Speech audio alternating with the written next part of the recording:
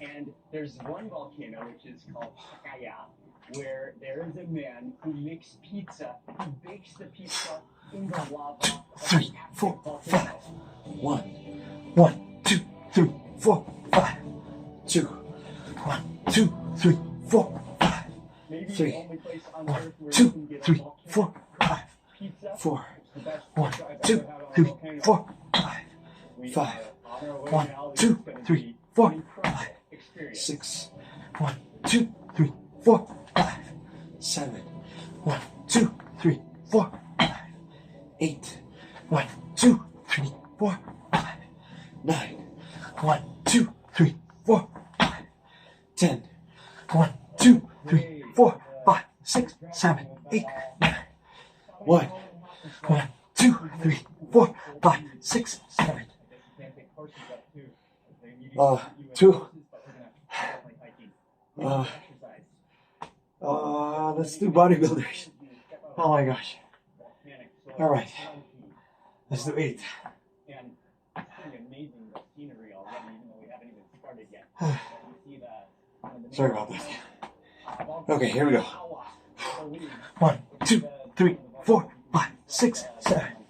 1, 1, 2, 3, 4, 5, 6, 7.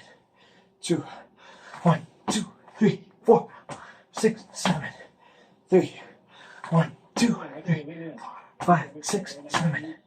4, 1, 2, 3, 4, 5, 6, 7. 5, 1, 2, 3, 4, 5, 6, 7. 6, 1, 2, 3, 4, 5, 6, 7. 7, 1, 2, 3, 4, 5, 6, 7. 8.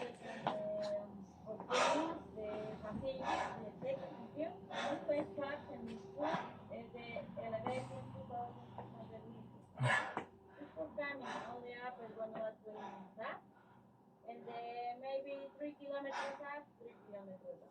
Let's go.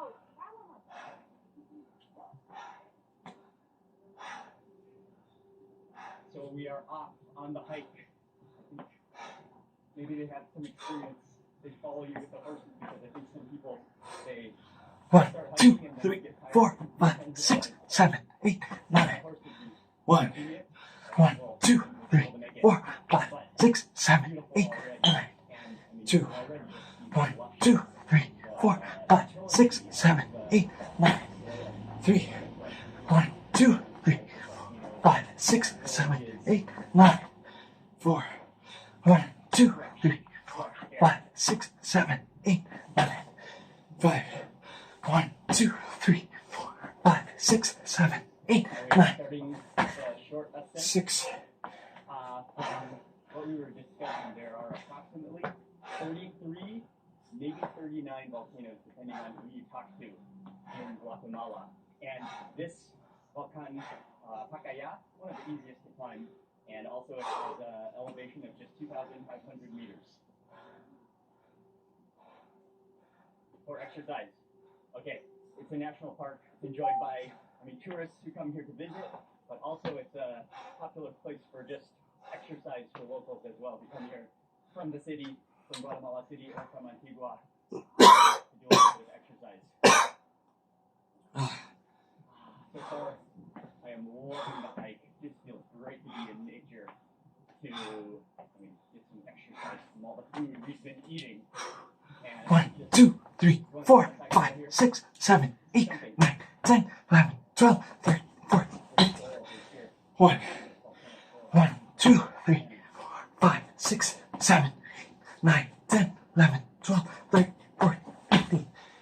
2, 1, 2, 3, 4, 5, 6, 7, 8, 9, 10, 11, 12, 14, 15. 3, 1, 2, 3, 4, 5, 6, 7, 8, 9, 10, 11, 12, 13, 14, 15. 4.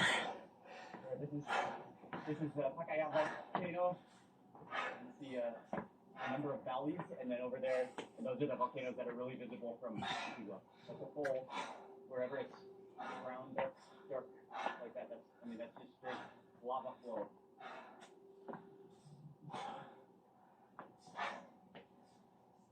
Oh, at this view. Oh, spectacular. This is gorgeous. And I was just asking her what some of the crops are that they grow here. Avocados, peaches, coffee. I mean, I'm sure there's corn as well. Corn, anything else? Mostly those are the main crops that are grown on the fertile slopes of this volcano.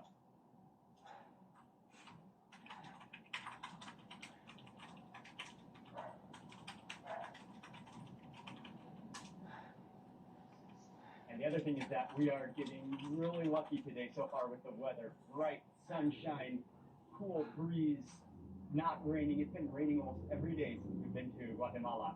We're in the rainy season.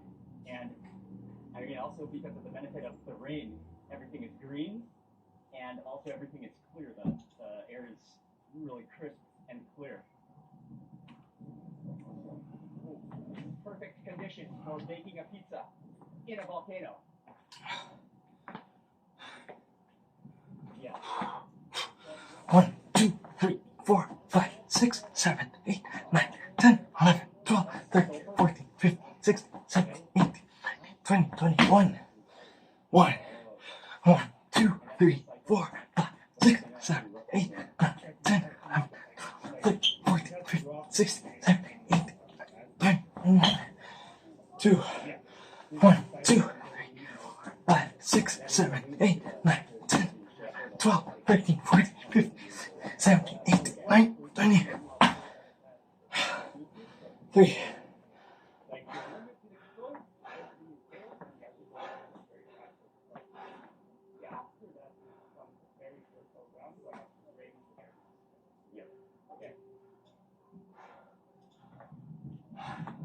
Name is Julia. Please enter Guatemala, man. Thank you, thank you. Goodbye forever. Have a good hike. Nice to meet you.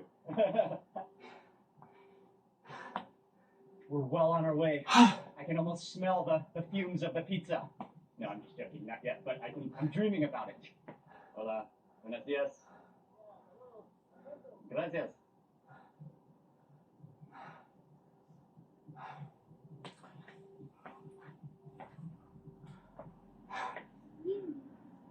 Oh, hay unas que muerden. That's that same beetle, but it's kind of coming out of the cocoon now. Cool.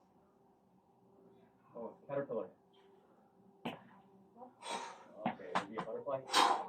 1, 2, 3, 4, 5, 6, 7, 8, 9, 10, 11, 12, 13, 14, 16, 17, 18, 19, 20, 21, 23. 1, 2, 3, 4, 5, 6, 7, 8, 9, 10, 11, 12, 13, 14, 15, 16, 17, 19, 20, 21, 22. 2. That's some essential knowledge right there.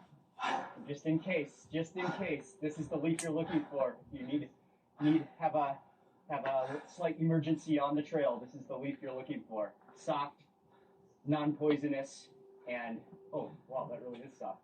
That's like triple ply. Better than triple ply.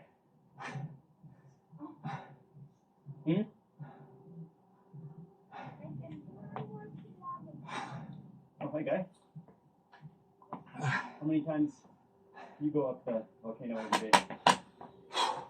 1, 2, 3, 4, 5, 6, 7, 8, 9, 10, 11, 12, 13, 14, 15, 16, 17, 18, 19, 20, 21, 22, 23, 24, 25. 1, 2, 3, 4, 5, 6, 7, 8, 9, 10, 11, 12, 13, 14, 15, 16, 18, 19, 20, 21, 22, 24, 25. Coming out of the volcano. 2. How far do we go from the top? Okay, so it's like 300 meters to the top from where we're going. Talk about a nice place to take a little nap. That's what I'm talking about. Yes. And yeah, so you're not permitted to go to the top, very top of the volcano because it is dangerous. The gases, the sulfur. Oh, I think I'm starting to smell some of the sulfur. Can you smell? Oh, and now we're like on the lava flow here. And we're starting to get above the tree line as well. Or the lava flow that has gone over the trees and the vegetation.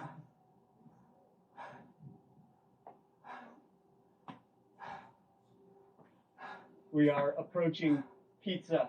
Can you see that little red umbrella in the lava?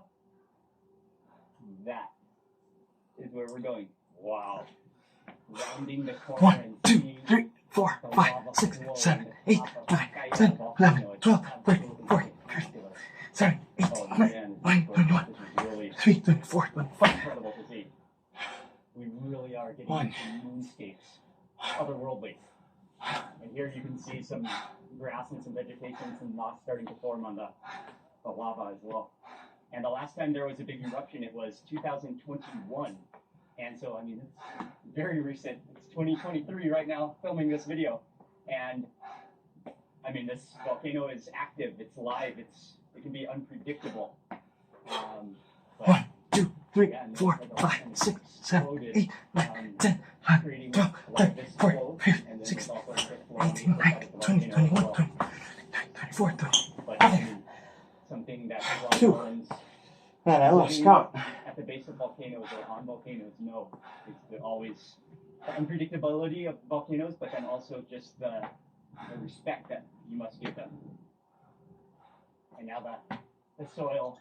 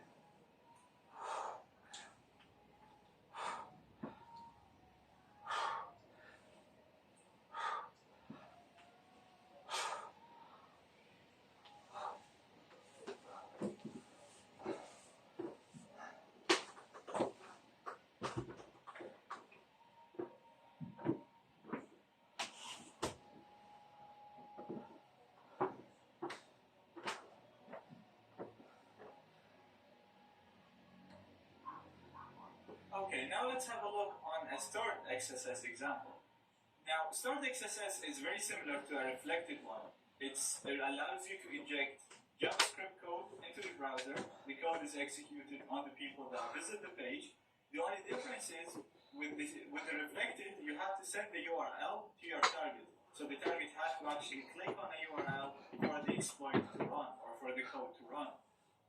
In the stored XSS, the code will actually be stored into the database or into the page. So every time any person runs that page, they will see your code and your code will be executed. So you won't need to interact with any users or send them anything. Therefore, this could be much more dangerous than reflected XSS. So let's have a look at this now. I clicked on the XSS stored here on the left, and you have this page. And this page just allows you to add a message to the system. So I'm going to put my name as Zaid. We're just going to do a normal test first, and we're going to put a message body, for example. And then I'm going to sign the guest book. And you can see that Zaid added a message called message body.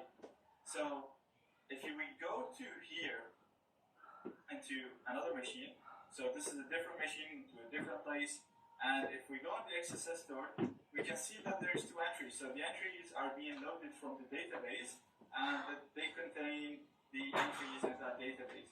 So if we manage to inject code in here, then any person who runs this page, the code will run on it without even having to send that person anything. So let's try to inject stuff here.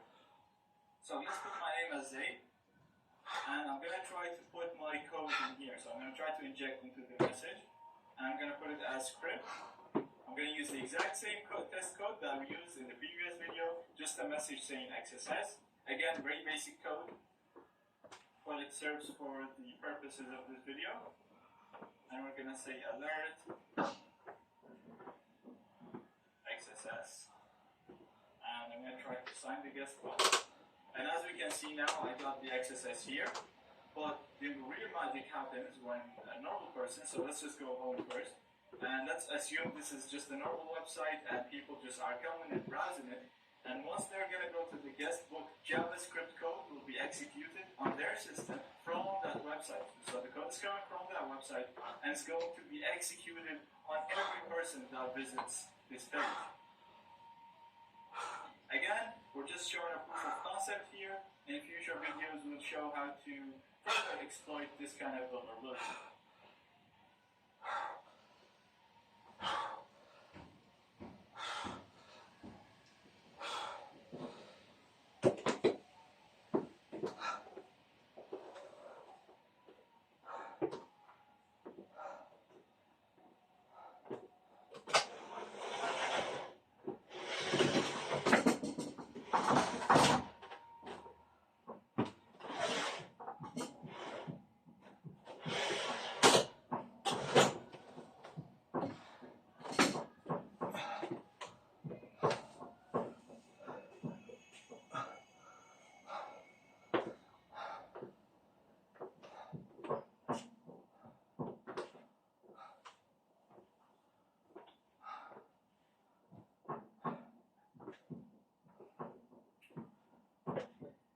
So now we know how to discover XSS vulnerabilities.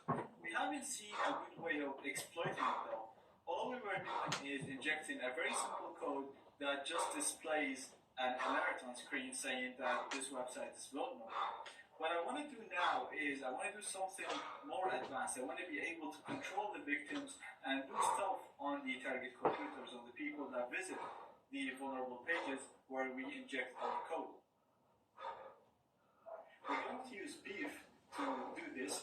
We had a look on beef before, and what we're going to do is we're going to use the beef loc URL, and we're going to inject it into the stored XSS page, so that everybody who visits that page will be hooked to beef, and then we'll be able to run all the commands that beef allows us to on the target computer. So I'm going to start beef here. Now, as you can see, logged into the main screen, very simple screen.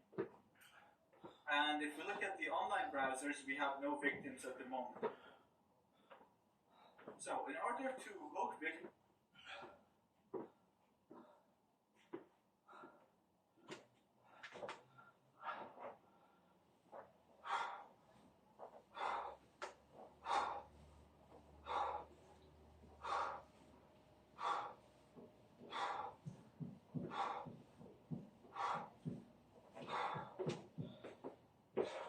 to this framework and gain access to the functionality of beef, you need to inject this particular script instead of the alert. So remember the way we were injecting an alert script into the URL or into the page? We're going to be injecting a script that does the following, so that contains the following.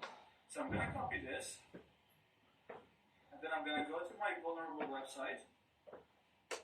Remember, this could be a popular website or website of a company which you're doing a pen test for. I'm just going to make sure the security is set to low. And I'm actually going to use the stored XSS. And I'm going to put the name as beef. And we'll put the comment as the hook that we got from the terminal. And I'm going to modify the IP here to my own IP address. So instead of just IP, I'm going to put my IP address, which is 10.20.14. And now it's not letting me add any more characters because this field is configured in a way that it doesn't allow more than this number of characters. But we can bypass this very easily by right-clicking and going on Inspect Element. And we're going to modify the max length to, instead of 50, I'm going to set it to 500. And that's it. Now I can add more stuff. So I'm going to close that. And I'm going to set it to 10.20.14.207, which is my current IP. Now I can get my current IP by doing if config.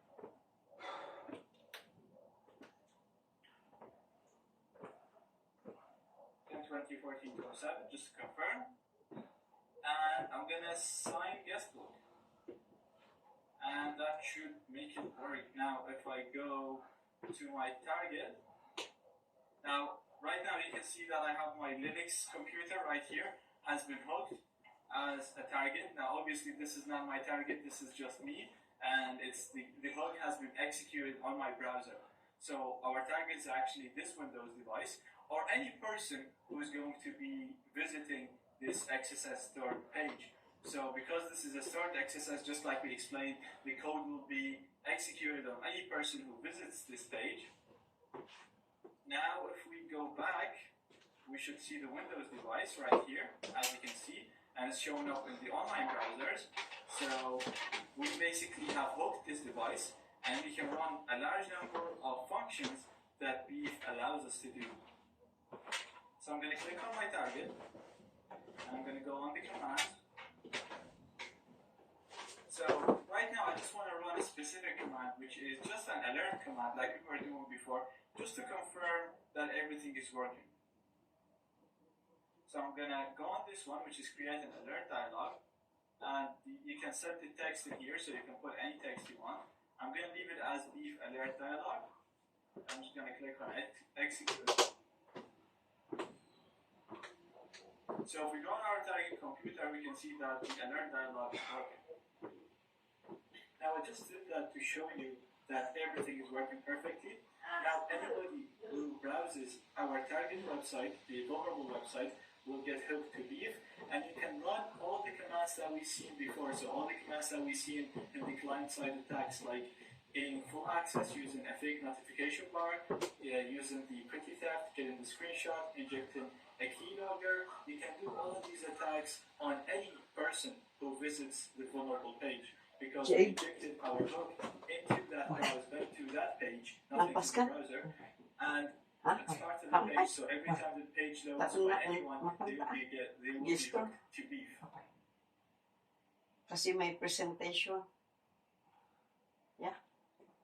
You need me there? No. To bring me. Sige, you ano. Now let's talk about how we can prevent XSS vulnerabilities.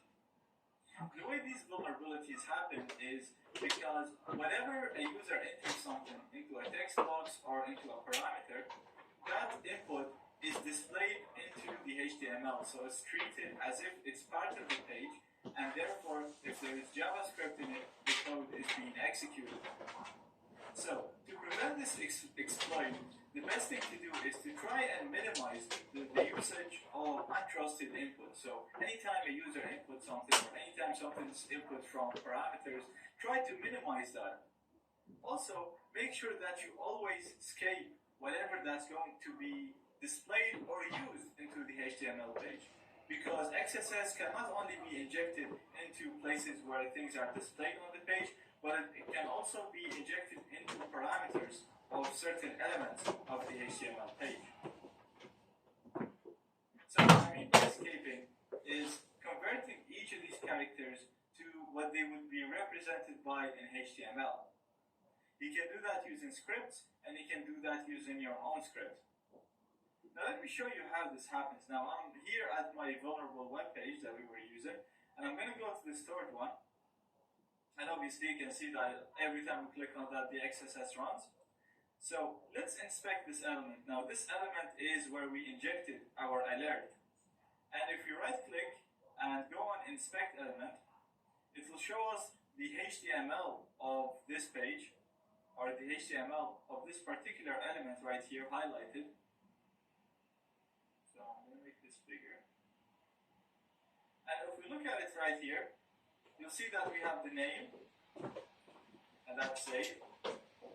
And then the other input, which is the message, it's a script. And the script, what the script does, it does alert XSS. So it's exactly what we injected into it when we did the comment.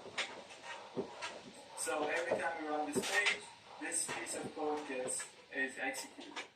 So what we need to do is we need to make sure every time a user enters something, and that something will be displayed on the page, or that something will be used somewhere in the element. So even the ID here, or even the H, the D is just, for example, is a parameter of the div. It's not displayed. You never see this ID, but this can be injectable. It can be injected as well. So hackers can actually try to inject stuff into the parameters. They can try to inject stuff into the image attributes, for example. They can do an image and inject stuff into the source or into the URL. So this is just an example here. And every time the user's input is going to be used anywhere on the page. So even if you don't see it, if you usually don't see it, you need to make sure that you escape that input and make sure that it does not contain any code. And if it contains any code, then it's converted to an equivalent that the code will not be running. So it's converted to its HTTP equivalent, so that you'll actually, once you escape this, you'll actually see this in the message. So you see the message as script alert XSS, but it will never be executed. This script will never actually be executed on the target person when they run it. Now, as a user, to prevent yourself from being used into an XSS attack, now the URL coming to you will probably look like a URL of a trusted website. For example, let's assume that you work in a company and there was an XSS in your company and you were logging into your company and the code gets executed on you, then there isn't much you can do yourself. But you need to be careful. So with Beef, we saw in order to exploit the vulnerabilities, we were showing, for example, a fake update. So make sure if you get a message always that there is an update, make sure you actually go to the website that provides that application. So if Firefox said that there's an update, go to the website of Firefox and see if there is actually an update. And if there is, download it from that website. Don't download it from the notification that you got. Also, make sure you're downloading it from a HTTPS website. And once you download it, you can inspect it and check it the same way that we've seen before to make sure that there is no backdoors or anything in it. You can also check the MD5 sum to make sure that the file hasn't been manipulated while it was being downloaded. The same when we did the fake Facebook login when you were with Beef.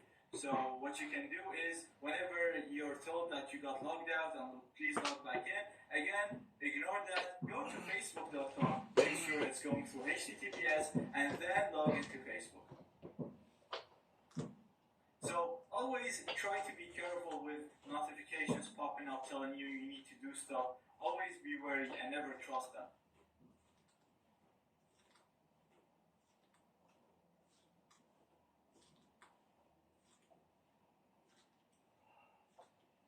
So far, we learned how to manually discover a number of very dangerous vulnerabilities.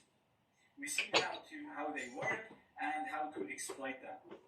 In today's video, I'd like to show you a tool that will allow you to automatically discover vulnerabilities in web applications. It will allow you to discover the vulnerabilities that we learned, plus much more. The reason why I didn't teach you this at the start, because I wanted you to learn how to do it manually. I also wanted you to know how these vulnerabilities occur, so to understand the reason behind them. Also, these are just tools, so this program is just a tool. It can make mistakes and it can show false positives. It can also miss vulnerabilities in some cases. Therefore, I wanted you to know how to do this stuff manually, so if the program doesn't work or if the program misses something, then you'll be able to find it. The best way to use these programs is as a backup or as just a tool to help you with your penetration testing. So using the tool is very simple. I'm going to go on my applications and then I'm going to type in Zap. And it's asking me if I want to save the current session when I search for something, so I'm going to say no. And this is the main view of the tool. So on the left here, you'll see the websites that you're targeting. On the right, you can attack and set the website URL. And in here, you'll see the results for your attacking or for your scan. If we go here on the cog on the left, it will allow you to modify the options for the program. So you can modify certain aspects of it, the way the fuzzer works, the way the spider works, the way the scan works. I'm going to leave everything the same.